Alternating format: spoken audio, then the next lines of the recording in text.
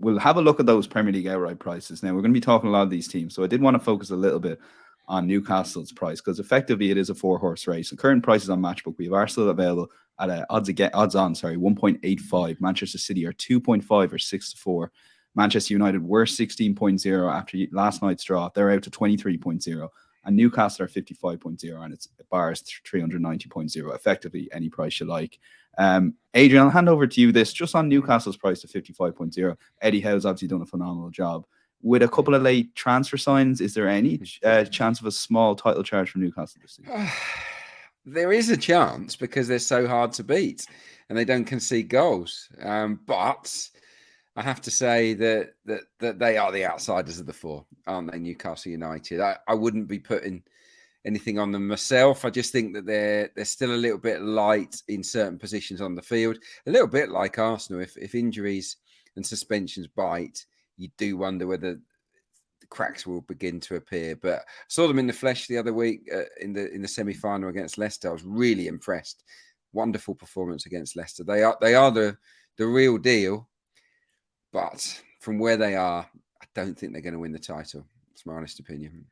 Yeah, Mark, for you, I guess it's definitely a long shot, and it's probably a 3, 4, 5-year plan for Newcastle to eventually charge for a title. But just given the season, Arsenal are odds on, as we've discussed. That World Cup, we don't know the effects of it yet.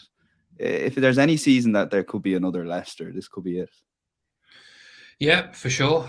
We said from the outset it is going to be an abnormal season in that regard, and Newcastle have been pulling up trees since the start of the season, really. Lost just the one game and the best defence in the team, as Adrian says, very difficult to beat. My main drawback would probably be, are they fluent enough? Do they score enough goals consistently to win tight matches?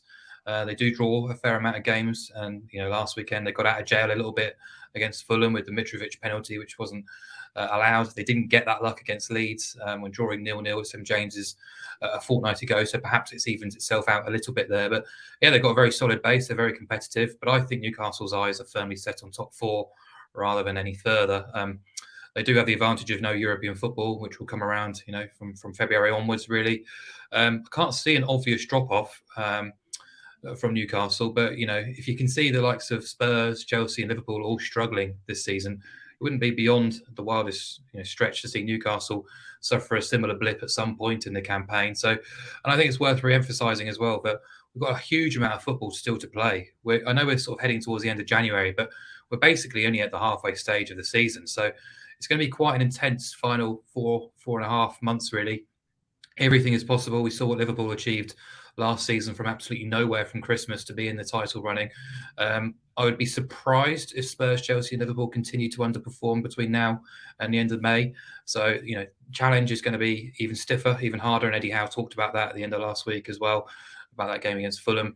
We're delighted with what we've achieved, but things are just going to get harder from here on in. But respecting what they're doing and respecting the journey that they're going on. But I think possibly to win the title might be a step too far. I think they'd be more than happy for top four. Yeah, Arsenal feel short, Dan, to me, I've got to say. Odds on feels is not something. First time this season, Adrian. The market changed last weekend. First time Arsenal have been favourites this season. So, what is it, 8 points the gap, and they still have to play Man City twice, and Arsenal will be underdogs in both of those matches. So, I wouldn't be rushing to back Arsenal at the prices. Not at that price, no. I think in the here and now, I think City probably are the best value. Odds against, what did you say it was, 2.5? Yeah, I think they're still capable of catching Arsenal. I think the bottom line is, if Arsenal maintain these standards, no one will catch them. No chance. Yeah. But that's a big if, because of the squad depth, because the lack of options on the bench at the moment. You think during that busy second half of the season, Arsenal will be stretched, and that's where there might be one or two slip-ups. But personally, I hope not. But I think that might happen. Well, look, Arsenal 15 wins, 2 draws, 1 defeated. It's unlikely they'll probably go on that run. So you think they might come back to the pack of small. But last thing on Newcastle conceded 11 goals, Arsenal 14 goals. The next is Man City at 18.